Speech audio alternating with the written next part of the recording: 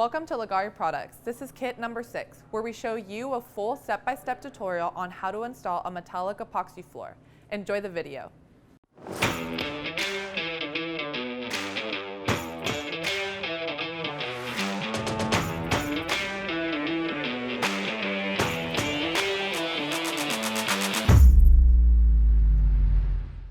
So you already have everything taped off, everything's been prepped, cleaned, obviously, one of the most important steps. The primer has been laid down. Now you have the tape on the wall so you know where the sections of primer are at. You also need to tape off the sections where the metallic epoxy is going to go. You don't want to extend the metallic epoxy past our recommended coverage rate, which is about 45 square feet a gallon, anywhere from 40 to 45. So for every 3-gallon kit, you're gonna spread that epoxy on 135 square feet. That's what we have taped off here. I have my base coat mixed up, and when I'm almost done leveling it out, my highlights are going to get mixed up and handed to me. Now I'm gonna be taking a little bit of time explaining, kind of going slow. I'll be using a squeegee, which you should have a squeegee and a roller. My roller is gonna be a 9-inch, 3/8 inch nap roller. You wanna use an 18-inch 3/8 inch nap roller because it's gonna go so much faster. But even with the small roller, you'll be able to see how fast we can do 135 square feet. Now I'm just gonna do one section, but it's all the same. You're just gonna replicate that on every section. You're gonna do the base coat, do the highlights. You're gonna go over to the next section, do the base coat, do the highlights. Some guys like to do the base coat, and then come back and do highlights on everything if they're moving fast enough. But let's just get going. So I'm gonna take my base coat and I'm gonna pour it about 1 foot off of the edge of where I wanna go. Let's pretend there's a wall here or a transition to another floor. What I don't want to do is pour all of my epoxy right up against this wall and just have it like flooding underneath the wall. Now, you're not going to be losing epoxy underneath your wall, obviously, but it's just kind of annoying because then you have to pull it out of there. And it's important to mention that while you're walking on these spiked shoes, you want to keep a real center of mass. You don't want to be like leaning over because you could twist an ankle, slip on the spikes, especially once you're walking on the epoxy. So the next thing we want to do is we want to just take our squeegee and we want to move this pile to the edge of your area you want to coat. And I'm not going to just push down like I'm moving water and move the whole pile. I'm going to be laying it down at a real low angle, and I'm going to be letting the weight of the squeegee do most of the work. And I'm just going to begin to spread that and move it as I need to move the pile. Notice how it's just laying it out in just a beautiful, easy way.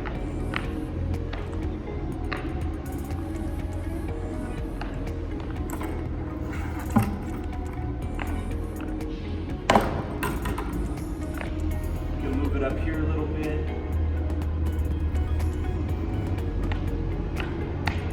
And the first thing I'm doing, I'm just getting the perimeter done. I'm going all the way around the perimeter. I'm just getting the material as close to that edge as I can. You don't have to go off the edge everywhere, but you want to get it as close to that edge as you can.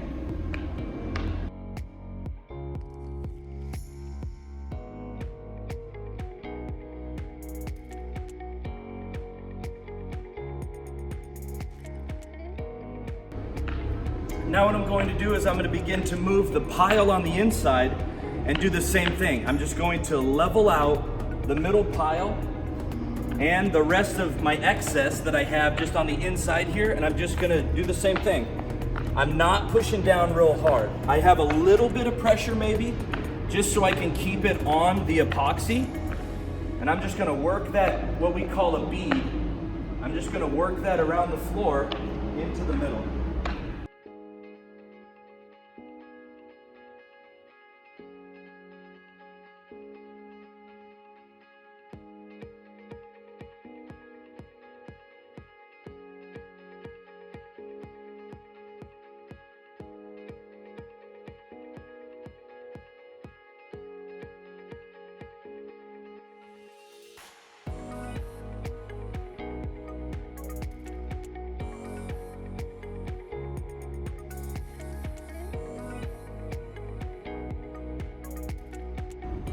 Now, black's kind of hard to tell.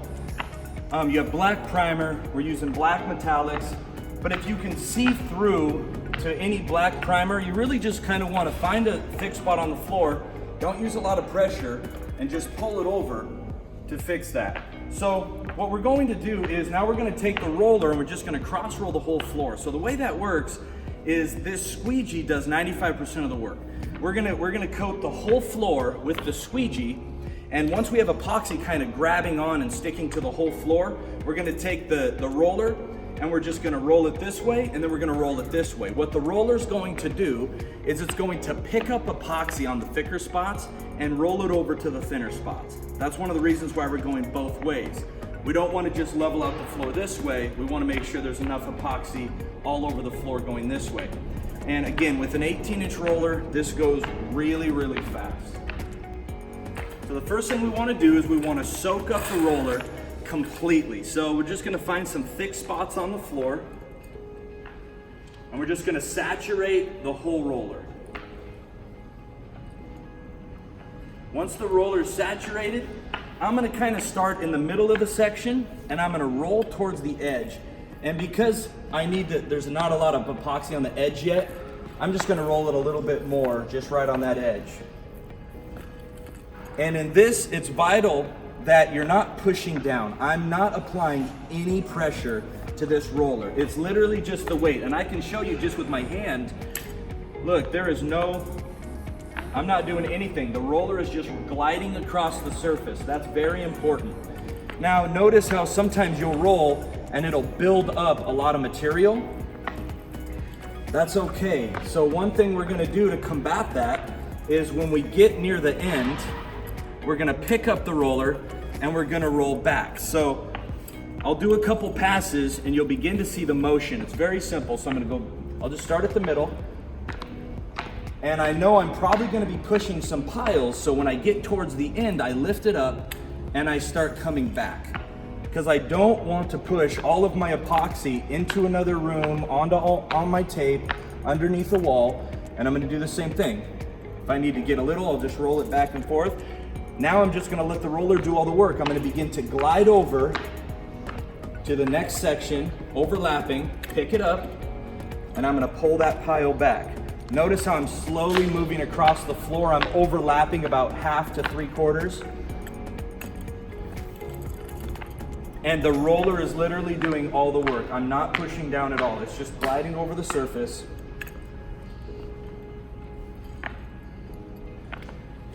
And you'll begin to notice that this floor will be perfectly leveled.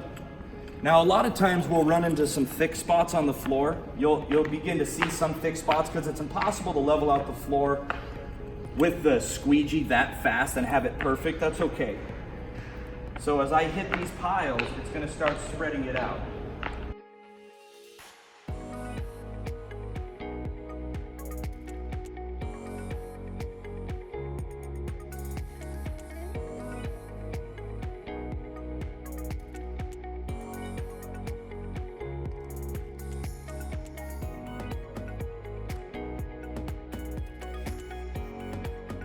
I could have been done with this by now, but I really want you to see how I'm barely moving and overlapping into the next section.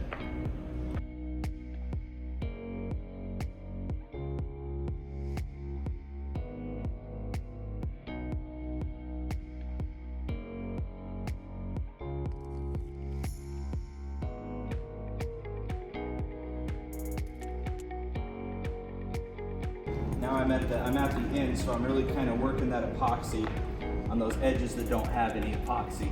All right, now my epoxy is pretty much leveled this way. Now I want to go this way. So you'll be able to see the motion even better here. So I'm going to start at the middle. I'm going to push it towards the outside, but again, before I get to the end, I'm going to pull it back. Same thing on this side. And now I'm leveling out the floor this way because there's probably not as much epoxy on near the edges as there is in the middle. So I'm gonna push, lift up, pull that pile back to the middle and just move across. So notice how fast I'm going? And you don't need to go slow. You just don't want to go so fast that you're flipping epoxy up on the wall. But notice how I'm just moving the roller, lifting up, pulling that pile back to the middle. Notice how I'm never rolling all the way to the edge.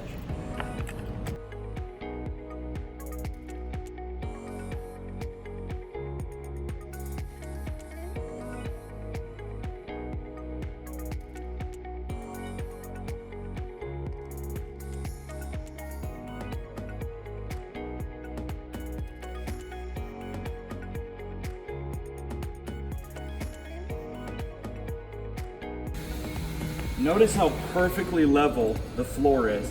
And that's not because of, some skill that I have. I mean, I can tell if certain places are maybe thinner than others, but the tools are doing all the work. It's just a matter of beginning to understand how the tools work in epoxy, and that's why you're watching this. It's very simple.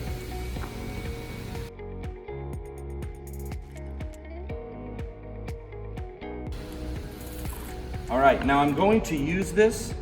So I'm just going to leave it here because this is going to want to drain a bunch of epoxy on the floor. So I'm just going to leave this roller here, let it drain. And if you just look across the floor, it's pretty much perfectly level. You may have little pieces of debris. That's why you wear gloves. You can bend down, you can grab it, put it on the tape, put it on a rag. Epoxy can be messy. That's why you want to wear work clothes. The technique we're going to use on this floor, and you can use any technique you want, but this is kit number 6. So with kit number 6, it's a black base and gold highlights, and we like lots of gold. So what I'm actually going to do is I'm going to do piles because I love gold. Now we're used to pouring this out, so you may want to have a spoon or something where you can control it a little bit better. But the idea is that we want to move all the way across the section, and we just want to do random puddles of gold. And what I'm going to do at first is I'm just going to begin to move across the floor, some near the edge. You always want to try to get some of it near the edge, because you don't want it to look like your design is just in the floor and framed out with this black border. You want it to look like it flows, so sometimes it's good to get a little bit right on the edge. And the first thing I'm going to do is I'm going to quickly go across the area, and I'm just going to get gold on the whole section. And the reason why is because you don't want to pour it all out. You only got halfway across your section, and I need gold down there, right? So the first thing you want to do is just do smaller piles all the way across quickly. And again, guys, I'm stopping, I'm talking, but notice the amount of working time you have with this material. Now, I'm a gold freak, I love gold, so I'm gonna try to use all of this gold.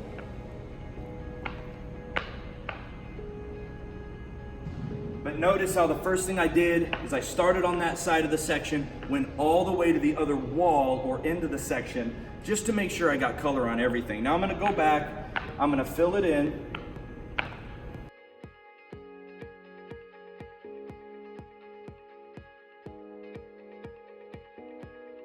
Now, what I want to do is I'm just going to do a heavy swirl on the entire floor. This is a very popular technique. We've kind of coined this technique a little bit. So we love doing the swirl technique because it's so easy. It's another situation where the roller is doing all the work. So I'm going to start at the end of the section and work towards the section I'm going to continue on to, or where the exit is at. So I can leave the floor and don't have to walk back across it. So what I'm going to do is pick up this roller, or you could have it leaned up against a wall like this, and I'm going to try to soak all that material back up. I want to saturate the roller again. Now I'm just going to begin to just mow this floor down. Just go back and forth all the way across the floor, doing a heavy roll texture. I really want to blend these colors because when they settle back out, they're still going to separate. You're going to have concentrations of gold, and then you're going to have places where the gold and black are mixing. So I'm just going to begin to move this pile all the way across this floor.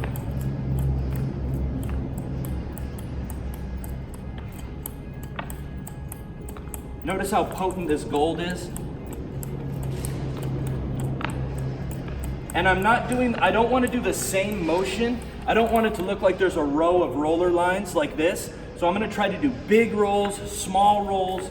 I'm going to try to go like way out here, bring it in small. You want to be as random as you can be with your rolling technique, but notice how fast I'm moving across this floor. I'm not spending a lot of time.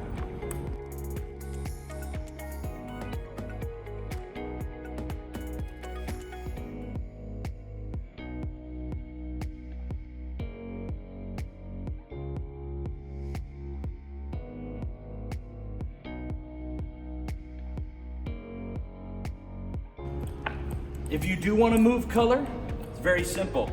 You can either dab into it and move it over, or you can just begin to push the pile. I like pushing the pile.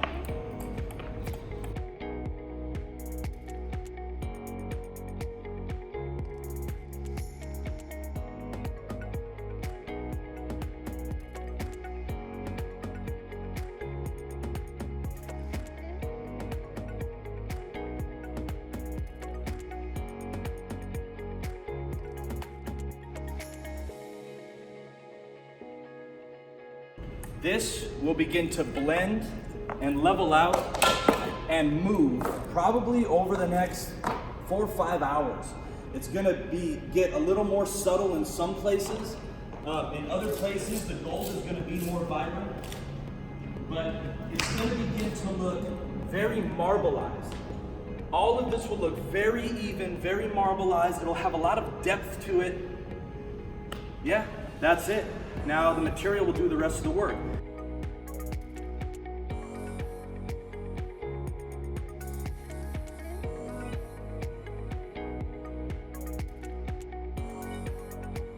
Hey guys, thanks for watching. That was floor kit number 6. Want to purchase your custom floor kit? Click on the link below and get yours today.